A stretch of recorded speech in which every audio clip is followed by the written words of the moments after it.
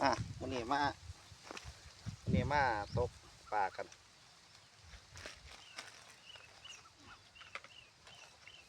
นี่เลือด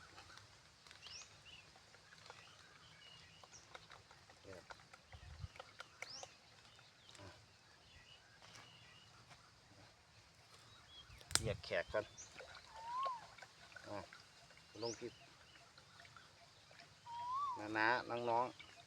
เพื่อนๆพี่ๆนักตกปลาทั้งหลายวันนี้ก็มาลงหมายธรรมชาติเรียกแขก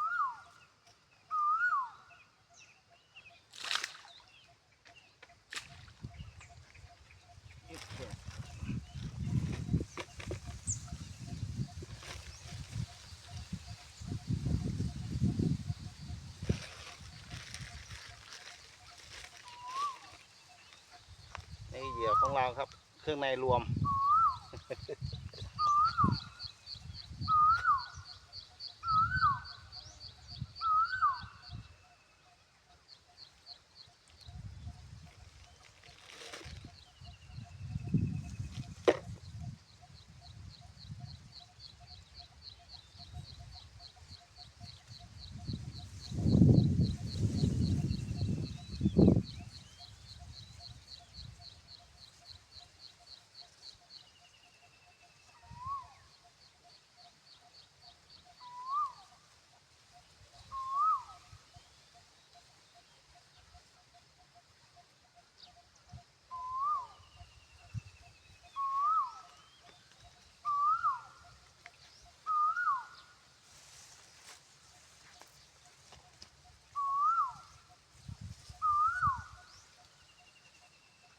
ไม่รู้ว่าข้างล่างมันจะมี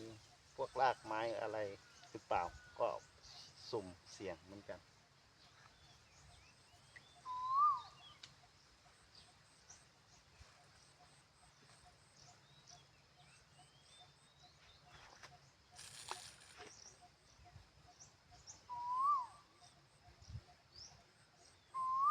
แบบทุนลอยบ้านๆผลิตเอง